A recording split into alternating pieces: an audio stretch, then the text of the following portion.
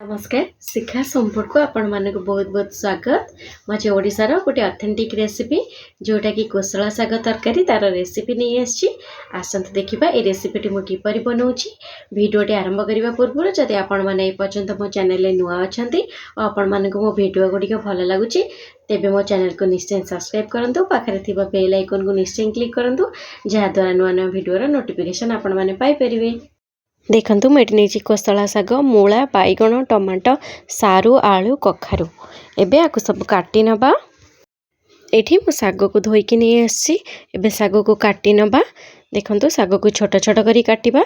साग काटी सारला परे मोटे आलू सारू जहाँ भी परिबा नहीं ताको छोट छोट करी काटी नेबी।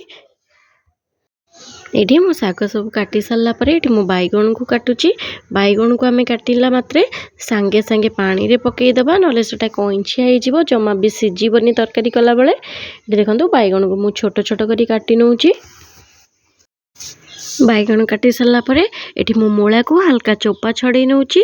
चोपा छड़े की काटिबा। आपण माने जदी मूला पसंद ताले तरकारी रे पकेबे नले मूला को स्किप करि परिबे। एठी देखंतु मूला को भी सेमती छोट छोट करी काटी नउची। मूला काटी सारला परे सारू आलू कखारू सब को छोट छोट करी काटी नबा। एठी मु कखारू को भलरे चोपा छड़े नउची। चोपा छड़े की ताको एबे काटी दबा। ये शीत दिन ही कोसला सागटा बहुत मार्केट को आसता है। आपण माने ट्राए करंतु ये शीत दिन रे कोसला साग तरकारी को करिया पई। एई तरकारी आपण पखाळ भात हो गरम भात हो सबुथिरे खाई परिबे।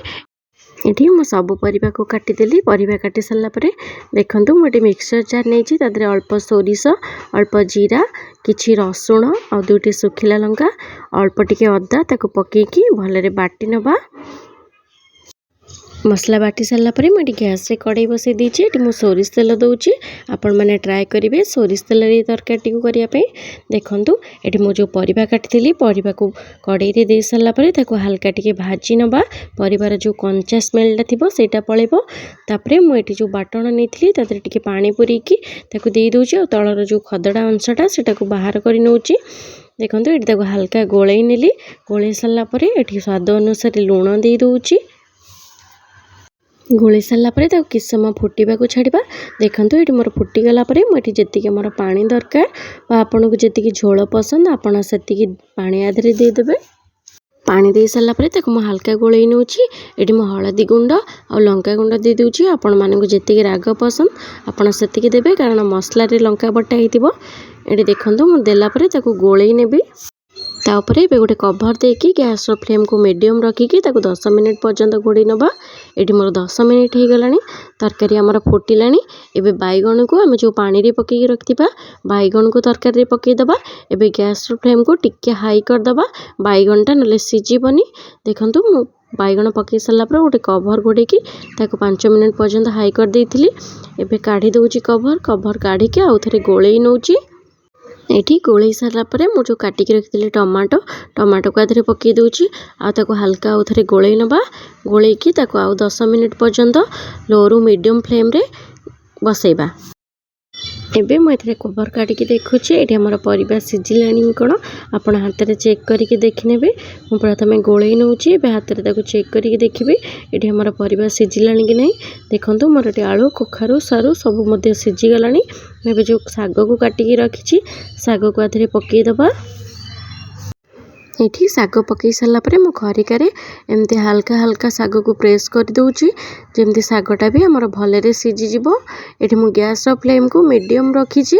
मीडियम रखिके साग को एमती भलरे प्रेस कर देले हमर सागटा भलरे सिजि जिवो। देखंतु सागटा हमर टिके नरम ही गलानी। मु एबे ताको गोळेई नउची। एटी भलरे गोळेला परे देखंतु साग हमर भलरे पर सिजि जाईची आ परिबा मध्य भलरे सिजि जाईची। एबे आधरे हमें छुंक दबा। एटी छुंक दबा पाई मु अल्प किछि रसुण छेचिकी रखिछि।